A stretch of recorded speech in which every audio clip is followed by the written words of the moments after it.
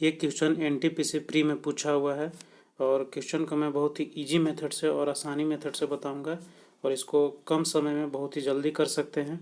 देखिए क्वेश्चन क्या कह रहा है कि 5,000 की राशि पर 4% वार्षिक ब्याज की दर से वार्षिक और छमाही, ध्यान से देखिए यहाँ पे वार्षिक और छमाही आधार पर चक्रवृद्धि ब्याज करने पर 1/2 वर्ष यानी कि ये 1/1/2 वर्ष में यानी कि 1.5 वर्ष हो गया। ये 1.5 वर्ष में अर्जित चक्रवृद्धि ब्याज का अंतर ज्ञात कीजिए।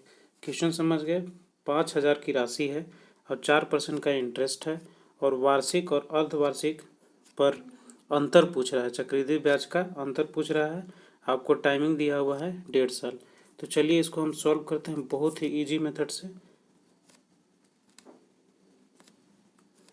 देखिए प्रिंसिपल कितना दिया हुआ है 5,000, रेट कितना दिया हुआ है 4%। अब एक कह रहा था वार्षिक और एक कह रहा था छमाही। छमाही का मतलब हो गया अर्धवार्षिक। तो इसमें बेसिकली होता क्या है कि जैसे वार्षिक रेट है यानी कि एक वर्ष का रेट जो है 4% है, एक वर्ष का रेट 4% है यानी कि 12 महीने का रेट जो है 4% हो जाएगा। तो एक महीने का रेट कितना हो जाएगा 4/12%। एक महीने का हो जाएगा 4/12, तो 6 महीने का कितना हो जाएगा। तो 6 महीने को हम 6 से मल्टीप्लाई कर देंगे तो 6 महीना का मतलब 1/2 वर्ष। 6 महीने का मतलब हाफ ईयर हो गया, आधा साल हो गया।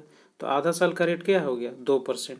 तो मेरा यहाँ पे टाइम दिया हुआ था, टाइम जो है वो दिया हुआ है 1/1/2 यानी कि 1.5 साल।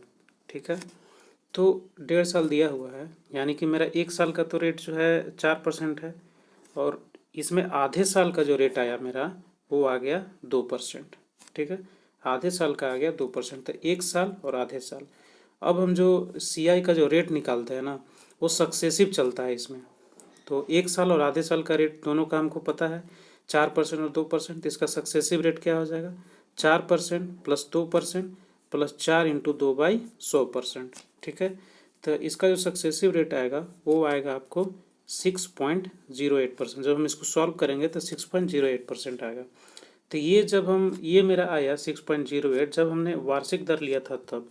लेकिन अगर हम छमाही आधार लेते हैं यानी कि अर्धवार्षिक को लेते हैं तो इसमें क्या होता है, इसमें जो रेट जो है वो रेट हाफ हो जाता है यानी कि 2% हो जाएगा। 4% दिया हुआ था वार्षिक, तो इसका हाफ करेंगे तो 2% हो जाएगा।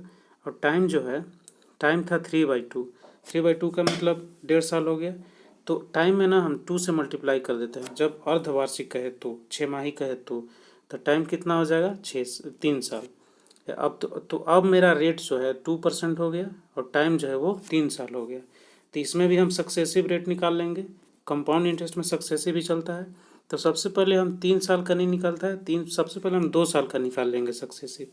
तो 2 साल का सक्सेसिव क्या हो जाएगा 2 + 2 + 2 × 2/100 यानी कि इसका जो सक्सेसिव आ जाएगा वो आ जाएगा 4.04। ये 2 साल का आया। तो हमें 3 साल का निकालना है। तो इसके बाद अगले साल का भी निकाल लेंगे। 4 + 4.04 + 2 + 4.04 × 2/100। तो इसका जो सक्सेसिव फाइनली मेरा जो आएगा 3 साल का 2% के रेस के हिसाब से तो आएगा 6.1208। 6.1208। अब क्वेश्चन में क्या कह रहा था, क्वेश्चन में हमसे पूछ रहा था कि इसका जो वार्षिक और अर्धवार्षिक इसका जो डिफरेंस है उसका हमें कंपाउंड इंटरेस्ट निकालना है। तो ये मेरा परसेंट आया था, ये वार्षिक का आया था और ये अर्धवार्षिक का आया है। हम ये वार्षिक का था और ये अर्धवार्षिक का, तो दोनों का हम डिफरेंस ले लेंगे। दोनों का डिफरेंस क्या हो जाएगा, तो दोनों के रेट का डिफरेंस और वही जो है प्रिंसिपल का रेट का डिफरेंस, वही मेरा डिफरेंस आ जाएगा। तो यहाँ पे हो जाएगा 6.1208 - 6.08% ऑफ 5,000। 5,000 का इतना डिफरेंस ले लेंगे। जब इसको सॉल्व करेंगे तो मेरा आ जाएगा 2.40 और यही आपका फाइनली आंसर हो जाएगा।